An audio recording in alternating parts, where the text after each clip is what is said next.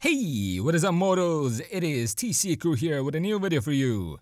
Welcome to part 10 of What If Deku Was a Viltrumite.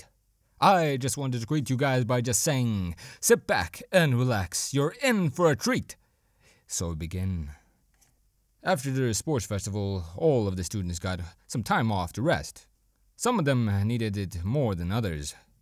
That time passed fairly quickly, and it didn't take long before they had to return to UA. Class 1A all gathered in the classroom and began to mingle. Many of them talked about how people recognized them from the festival, while others talked about their performance. Izuku, however, was sitting silently at his own desk. He looked unbearably tired, and it made some of his classmates worried for him. But he would disregard their concern every time it came up. The green-haired boy had noticed how it wasn't just he who had changed his behavior during the sports festival. His father had also acted differently than usual. Nolan had, much like Izuku, behaved in a more arrogant manner during the festival, only to return to his usual joyous behavior afterwards. This also meant that they had to return to their usual training schedule, which had the consequence of Izuku not getting much sleep. Hey! Wake up, you extraterrestrial idiot! A loud voice then shouted, snapping Izuku back to attention. The green-haired boy looked like he had just woken up as he turned his gaze towards the speaker. Good morning, Junior. How are your hands? Izuku responded, sounding unbearably tired. Bakugo grunted upon hearing this, getting annoyed by what Izuku had told him. When Izuku had told Bakugo that he was an alien, the blonde had frozen. At first, he didn't believe what he said, but after some time, he believed it. Ever since, he began calling Izuku by different nicknames, with the only thing tying them together being that they had something to do with aliens. Izuku responded to this by giving Bakugo the nickname of Junior, as if to imply that his All Might Junior. Bakugo was a little annoyed after hearing what Izuku had said, so he responded by saying, "How about I show you how they are? Perhaps an explosion will wake you up from hibernation." As he looked to be winding up for an attack, Izuku was amused by this as he wore a serious expression before saying, We both know that 10% won't even put a scratch on me. But before you decide to go beyond that, I strongly suggest that you take a good look at your hands. With a more serious tone. Bakugo's wind-up stopped midway. He already knew the condition of his arms, but he instinctively looked at them anyway. Both of his hands were covered in burn marks in the shape of various swirls, but it was nothing when compared to his left hand. It was the hand that had used 100% of One For All to punch Izuku in the face with, and its backlash showed. It was covered in more scars, ones that reached up to his elbow and could easily be told apart from the burn marks. The blonde stopped after seeing this as he gritted his teeth. Izuku was right. He can't do anything. His body can only handle 10% of One For All, and he needs 100% just to make Izuku spill a single drop of blood. Their fight may have ended in a tie, but the blonde didn't accept that. The green-haired boy was in a good enough condition to continue fighting, unlike the blonde. Had they been told to settle it in any way, it was clear who would have won. Bakugo lowered his hand after this before looking away while saying, "Whatever. I wouldn't want to touch something as slimy as you. Cthulhu."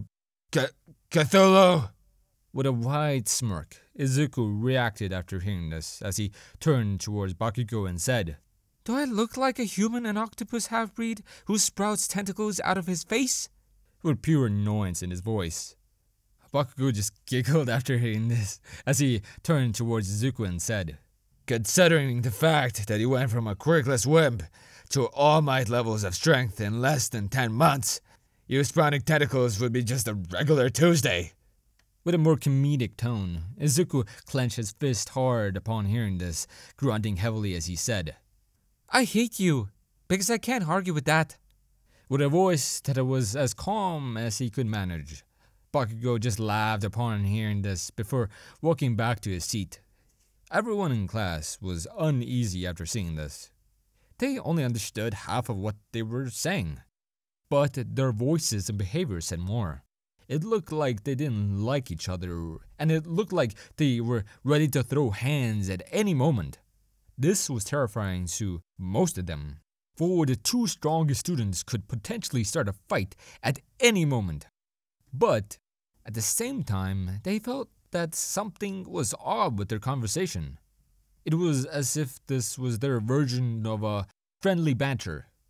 Good morning, class, The tired voice of Aizawa then said as he walked through the classroom door. Everyone got to their seats immediately, as they all snapped to attention.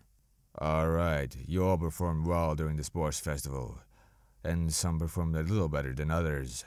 I've compiled all the offers that some of you got, although in previous years it has been more evenly spread.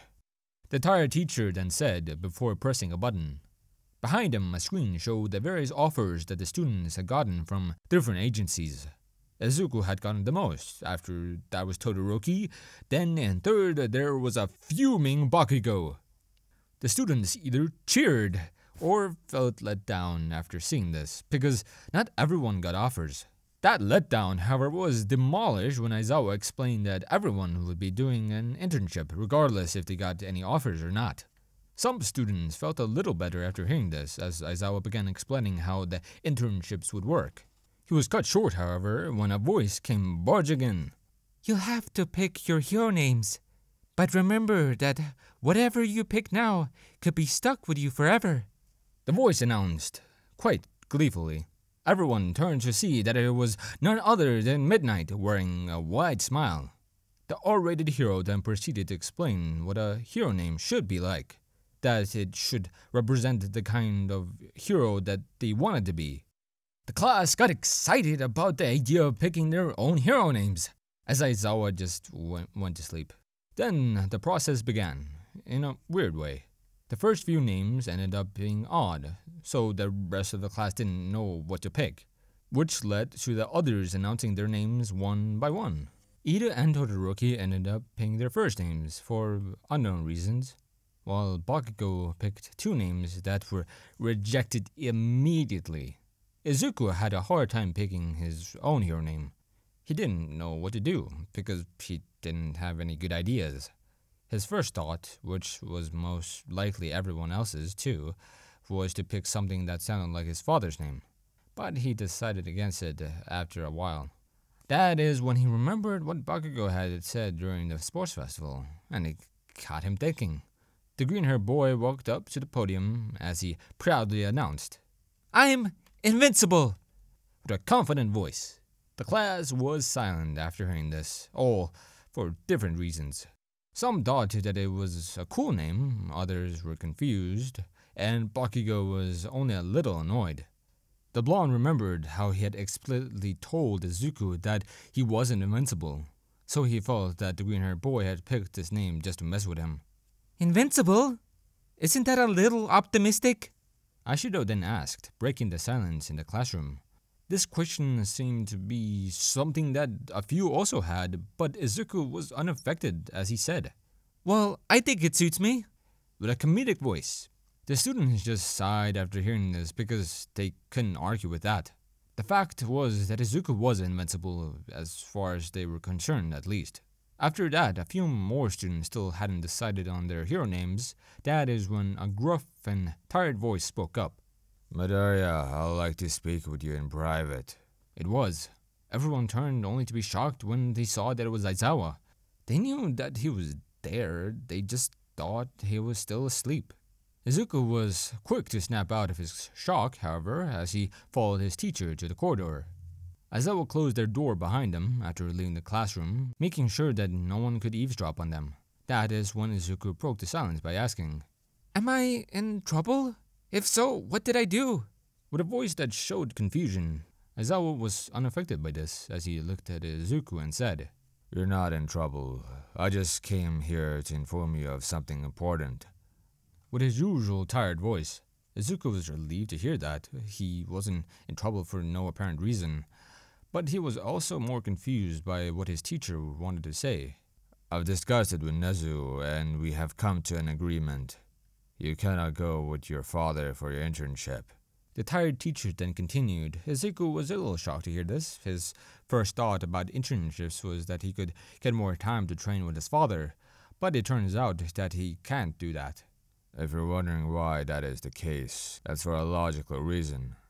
The offers you all have received have all come from licensed pro heroes, and your father doesn't have a license. The point of the internship is to give you all a taste of hero work and what it's like to be a hero. That includes following the various rules and regulations that have been set for heroes to follow. You won't get that if you go with your father, because he doesn't have a license and he doesn't follow the rules like a normal pro does. To put it short, you can't go with your father because he doesn't operate like a regular hero should. Aizawa then explained, sounding more serious than before. Izuku was shocked, but he couldn't argue with this. Aizawa was right, his father doesn't have a license. As such, it only makes sense that he wouldn't be able to do an internship with him. He's going to be so annoyed when he hears this.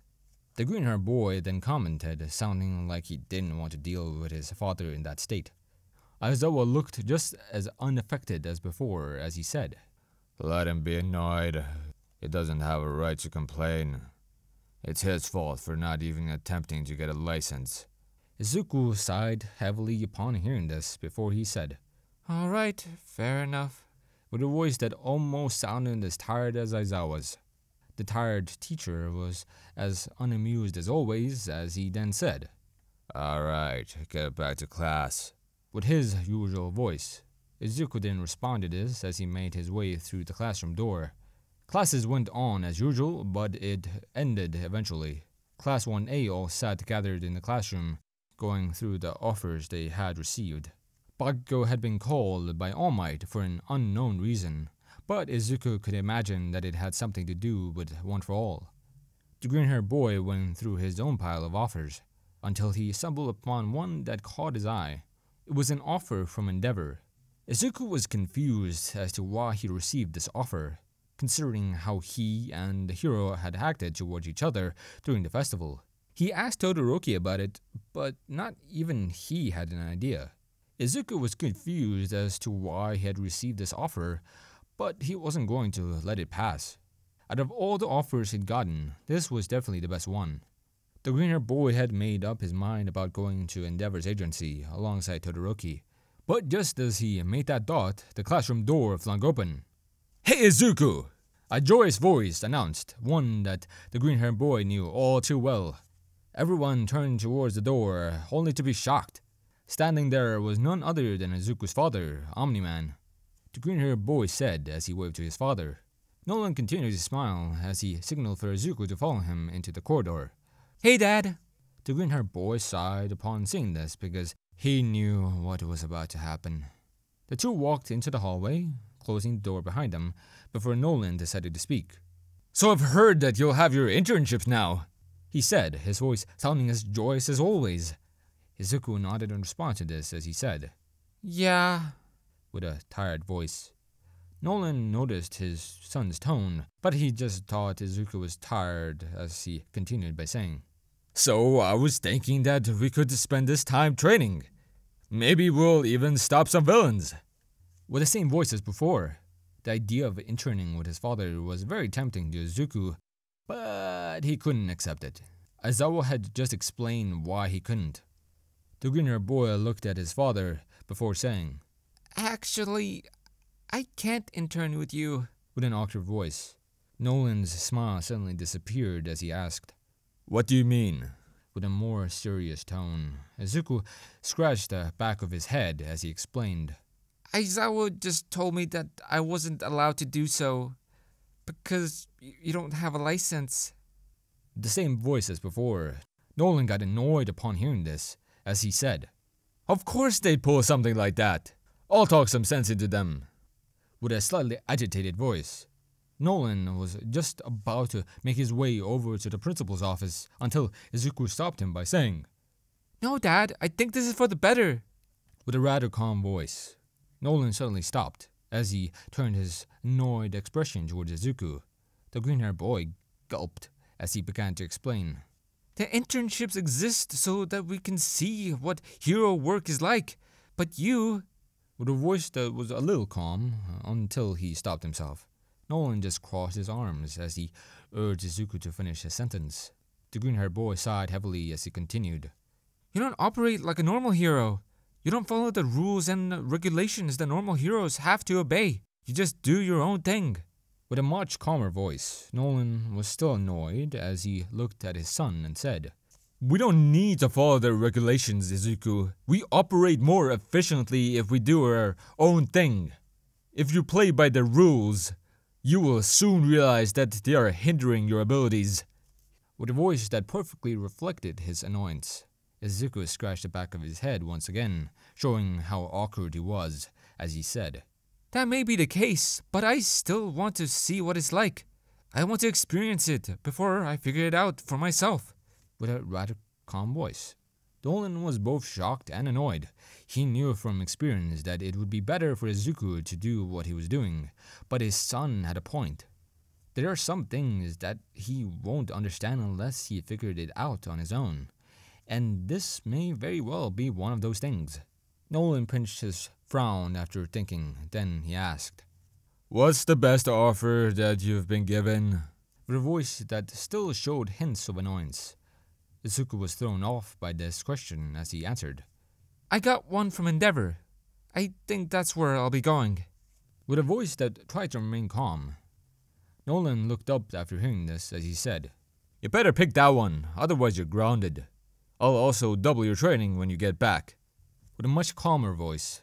Izuku was once again shocked after hearing this, but he didn't get to say anything before Nolan said, You better enjoy yourself, okay? With his usual joyous tone. Izuku smiled at his father, happy that things worked out. Nolan smiled back as he said, Anyway, duty calls. Before leaving, Izuku watched his father float through the hallway with a wide grin on his face, happy that he would be able to do a proper internship. Wow! I never thought your dad could be so scary. A feminine voice then said, sounding like it was a little terrified. Izuku jumped upon hearing this as he turned to see who it was. Uraraka? How much of that did you hear? The green-haired boy asked, his voice showing that he had been scared. The brown-haired girl looked at him with an awkward expression as she looked away while saying, Nothing. The voice that clearly showed that she was lying. Izuku quickly caught on as he responded by saying, Right. Okay. With a voice that showed some understanding. Uraraka still looked a little awkward for some reason as she asked, Anyway, do you want to walk to the station together? With a slight blush on her face. Izuku was caught off guard by this once again as he blushed while saying, Sure, I'll get into trouble if I fly home. While desperately trying to hide his blush, Uraraka just nodded towards us as they both began walking together. Some more time passed, and it was time for the internships. Everyone had gotten their hero costumes as they gathered at the train station. Izuku tried to talk to Ida before leaving, since he had heard about what happened to his brother. But the blue-haired boy had dismissed his concern, leaving Izuku and Todoroki to head for Endeavor's agency. During their trip, the teens talked about possible reasons for Endeavor to giving Izuku an internship. But in the end, they could never come to a definite answer. Eventually, they had made it to the agency, where they were immediately greeted by Endeavor's sidekicks. This was a bizarre scene for them both, but the thing that was even more bizarre was that apparently Endeavor wanted to see them both immediately. The teens were brought to Number Flame Hero's office, where he immediately said, "So, you both accepted my offer. I have an idea as to why Shoto decided to come here, but I'm not sure about you. What exactly did you pick my agency?" The hero asked, aiming his question towards Izuku. The green-haired boy didn't expect this on the first day, but it also annoyed him. Endeavor was the number 2 hero. Wouldn't his reasons be obvious? I think you already know my reasons, number 2 hero. The bigger question, however, is why you decided to give me an offer. The green-haired boy responded, his voice showing that Endeavor was wasting time. The flame hero quickly realized that he had asked a dumb question, but he grinned when he heard Izuku ask him for his reasons. You asked me why you offered a place here. It's because I look up to your father, Endeavor said, sounding rather proud as he did. Both Izuku and Toru were confused upon hearing this, as the flame hero continued to speak. Everyone knows that your father doesn't have a license, so I quickly realized that you wouldn't be able to intern with him. I respect your father maybe a little too much, so I wanted to make sure that his son could get the best internship possible, he said, sounding just as proud as before. Both Izuku and Todoroki were shocked once again, but this made them both realize something. Endeavor was someone who was obsessed with beating All Might, to a point where it was unhealthy. He focused so much on his ranking and his power. Meanwhile, there was Omni-Man, the polar opposite of him. He was an unlicensed hero that was also ridiculously strong. He doesn't care about what people think. He doesn't care about how well he fares against other heroes. He just does his own thing without disruption. Endeavor probably wanted to be like him, someone who is strong without caring about his place in the world. Both teams were frozen in shock upon realizing this, but it meant that Endeavor was trying to change his ways. They were knocked out of it, however, when the Flame Hero said, Alright, no time to waste. Let's get to work. Before heading towards the door, both Izuku and Todoroki were caught off guard by this, but they didn't say anything as they followed right behind Endeavor. Thank you all for sticking around, and I hope that you enjoyed. Before you leave, we would just like to let you know, we the Celestials has many other channels for your entertainment and viewing purposes. All the information you'll need is right below here in the description, so feel free to check out all the other incredible projects our team creates. Secondly, on behalf of we the Celestials, I'd like to thank everyone involved in the production of today's awesome content. Their details will be in the description below. That's all for today's video, so goodbye, and have a divine day.